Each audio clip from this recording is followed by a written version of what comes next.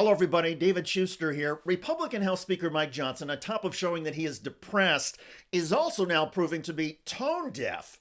As the government shutdown drags on and tens of millions of Americans lose food stamps, Speaker Johnson wants all of us to direct some pity to him.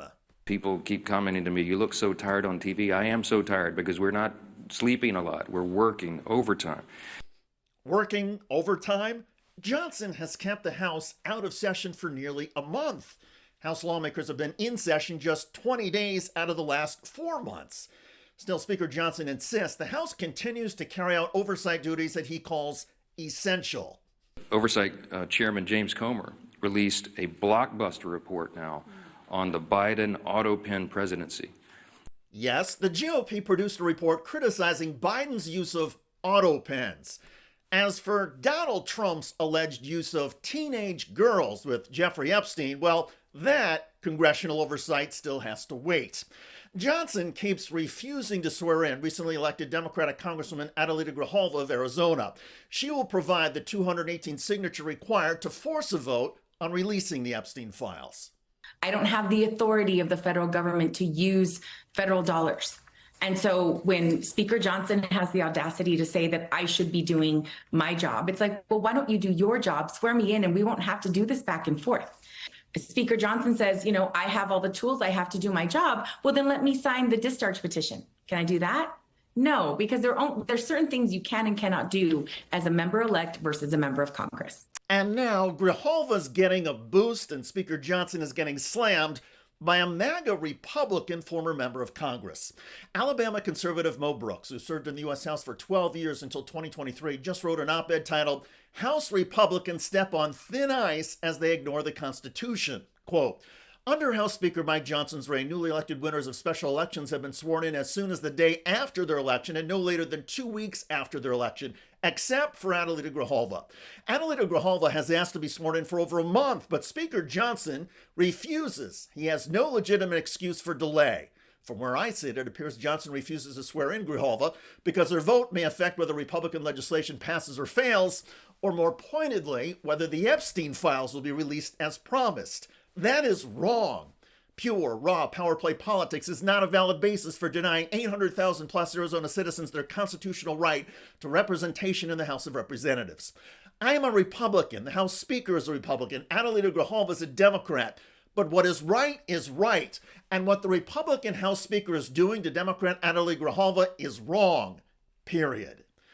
Another Republican who is still in the U.S. House is also slamming Speaker Johnson.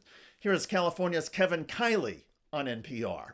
About this, by the way, I think the new representative should be sworn in. She won her election. I don't know why this is even an issue at all. She could be sworn in even if the House hasn't returned to session, what's called a pro forma session. Speaker Johnson keeps insisting, though, that he cannot swear in Grijalva until the government is funded and the House is back in regular legislative session. And so the delay on the Epstein vote continues. Adelita Grijalva now holds the record for the longest time any special election winner has gone without being sworn in. And House Speaker Mike Johnson continues showing his cluelessness by obsessing over Joe Biden and describing Donald Trump. You can't allow a president to check out and have unelected, unaccountable, faceless people making massive decisions for the country. At the very moment Johnson said that, Donald Trump was in Japan, literally checked out of any discussions involving the U.S. government shutdown. We're in uncharted waters as a nation. As we say up here all the time, we're so tired of making history. I just want normal times, normal Congress again. If only someone would do their job and call the House back from paid vacation. But until then, Speaker Johnson, you need to get a grip on reality. Polls show a majority of the American people blame you, your party, and Donald Trump for the shutdown. Polls also show a majority of Americans believe you are keeping the government closed to block the Epstein files. In other words, your talking points are falling flat, and the anxieties of Republican lawmakers are skyrocketing. Wave the white flag, Speaker Johnson. You are losing, and everybody knows it, even members of the House Republican caucus. By the way, Speaker Johnson appeared close to tears the other day on CNBC. That would be the vote that would allow the Epstein files to have to be released. And he said that's why you're not calling back Congress to swear her in. Okay, this is so absurd, and I've answered it so many times, but I'll do it again. Sorry. Rep. Grijalva-elect is no. Thanks for asking it, Joe, because they keep using this as some sort of distraction. It's totally pointless. Okay. Look how sad Johnson is. Rep. Grijalva was elected after the House went out of session, so we are delighted to administer the oath to her as soon as we get back to regular session here, the legislative session. That's the whole point.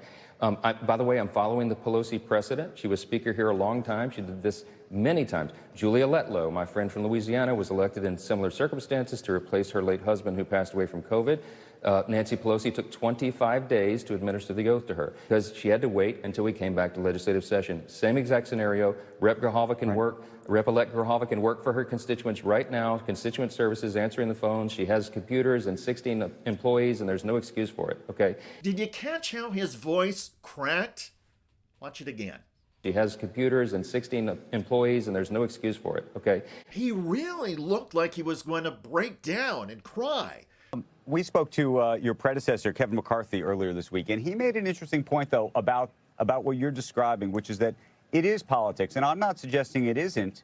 When you even look at what Nancy Pelosi did, and we could just, if we wanted together, we could say this is a disgrace and condemn the fact that politics are taking place here and that there is a precedent.